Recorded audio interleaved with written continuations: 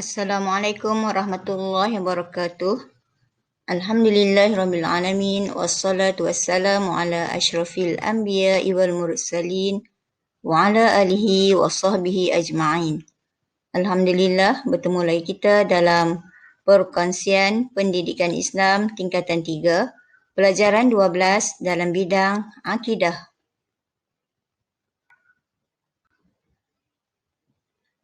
Pelajar boleh rujuk pada buku teks tingkatan 3, muka surat 83, pelajaran 12 bertajuk Beriman kepada Rasul.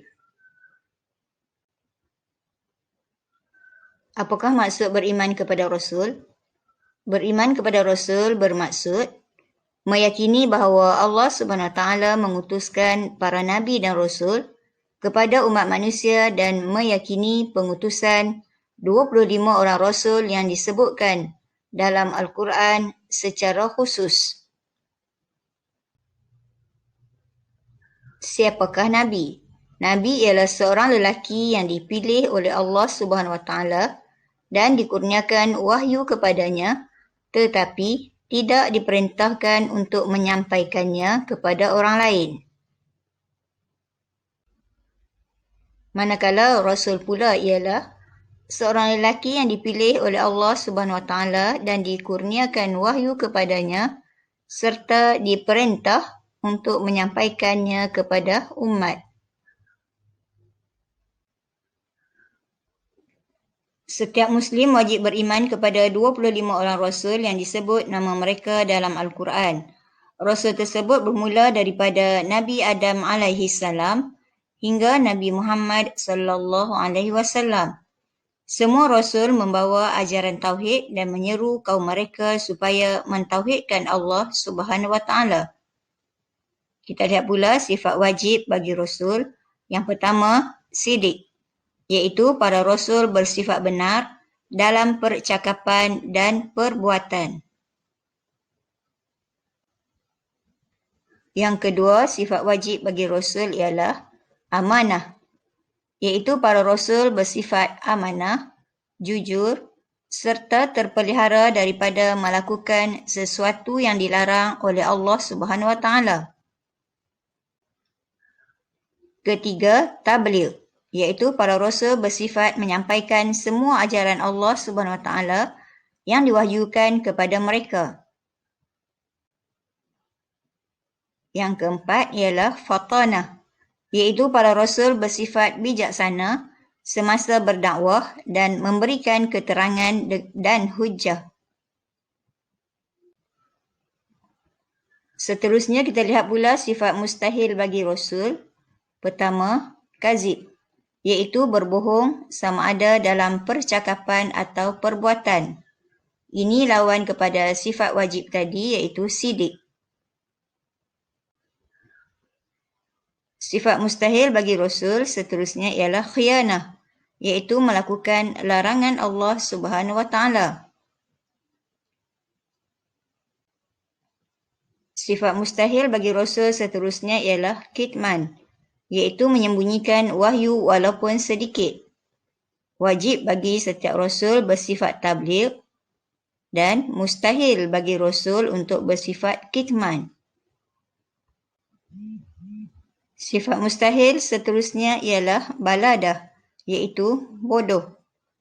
Setiap Rasul mesti bersifat fatanah dan tidak boleh bersifat baladah. Harus bagi para Rasul memiliki sifat manusia biasa, al-bashariyah, yang tidak menjejaskan martabat kenabian dan kerasulan mereka seperti makan, minum, tidur, berkahwin, suka, duka, sihat, letih dan sakit. Apakah hikmah Rasul dipilih dalam kalangan manusia? Rasul dapat menunjukkan contoh ikutan yang sempurna kerana Rasul lebih mengetahui keperluan manusia. Manusia tidak boleh menolaknya dengan alasan di luar kemampuan mereka. Hikmah seterusnya ialah menunjukkan kemuliaan manusia yang dipilih menjadi khalifah di bumi berbanding dengan makhluk lain. Seterusnya, Manusia lebih mudah beriman kepada Rasul apabila dapat membuktikan kerusulannya dengan mukjizat. Selain itu, hikmah Rasul dipilih dalam kalangan manusia ialah menjadi ujian kepada manusia sama ada mengakui kebenaran Rasul yang diutuskan kepada mereka atau mendustakannya. Seterusnya kita lihat pula maksud Ismatul Rasul. Ismatul Rasul dari segi bahasa bermaksud terpelihara daripada sesuatu yang buruk. Ismatul Rasul dari segi istilah pula ialah pemeliharaan Allah terhadap para Rasul daripada melakukan dosa dalam apa bentuk sekalipun, sama ada dosa kecil atau dosa besar. Allah Subhanahu Wa Taala memelihara setiap pertuturan Rasulullah sallallahu alaihi wasallam. Bahkan setiap sabda baginda menjadi sumber hukum dalam syariat Islam. Allah Subhanahu Wa Taala berfirman, A'udzubillahi minasyaitonirrajim, wa ma yantiqu 'anil hawa in huwa illa wahyun yuha. Surah An-Najm ayat 3 hingga 4, yang bermaksud, dan dia tidak memperkatakan sesuatu mengikut kemahuan dan pendapatnya sendiri. Segala yang diperkatakannya itu tidak lain hanyalah wahyu yang diwahyukan kepadanya. Seterusnya kita lihat pula maksud mukjizat. Mukjizat dari segi bahasa bermaksud yang melemahkan. Manakala maksud mukjizat dari segi istilah ialah perkara luar biasa yang dikurniakan oleh Allah Subhanahu Wa Taala kepada Nabi dan Rasul untuk membuktikan kebenaran kenabian dan kerusulan mereka. Mukjizat terbahagi dua, iaitu hissiyah dan ma'nawiyah. Apakah mukjizat hissiyah? Mukjizat yang dapat dikesan dengan panca indera tetapi tidak berkekalan. Berlaku ketika seseorang Rasul yang diberi mukjizat tersebut masih hidup.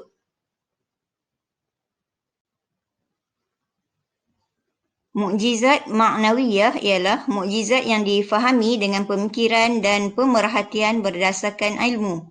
Mukjizat yang kekal, khalidah, hingga kiamat, iaitu Al-Quranul Karim, yang sentiasa membuktikan kebenaran Rasulullah sallallahu alaihi wasallam dan ajaran Islam.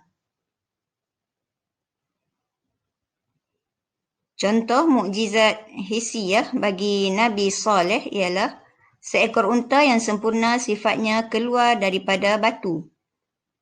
Contoh mukjizat hissiyah bagi Nabi Muhammad seperti baginda membelah bulan dengan isyarat tangan baginda sehingga penduduk Mekah dapat melihatnya dengan jelas.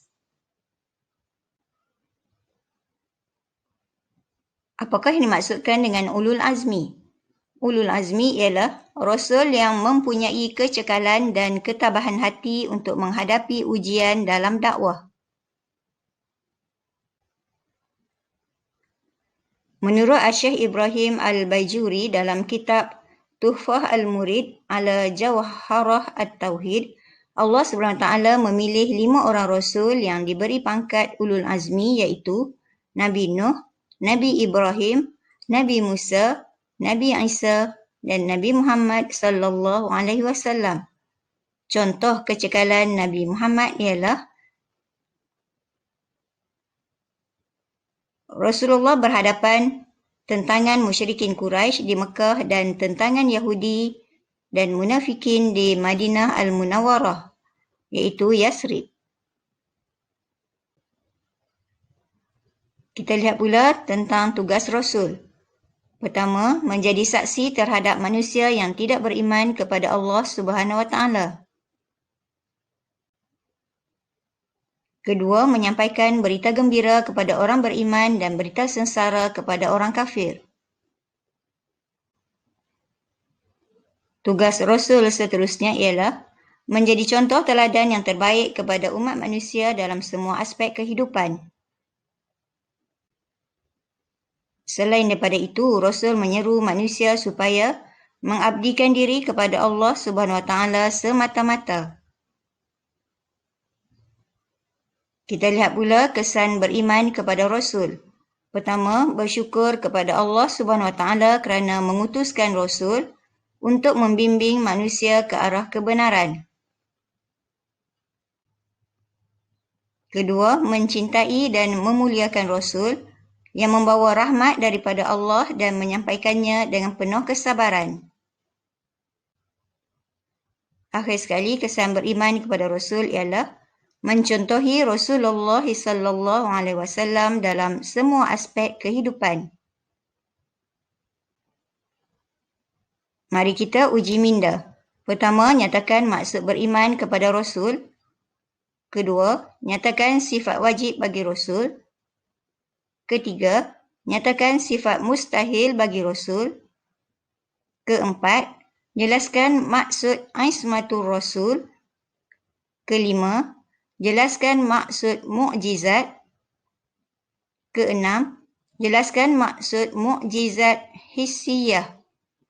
Dan yang ketujuh, terangkan dua tugas Rasul.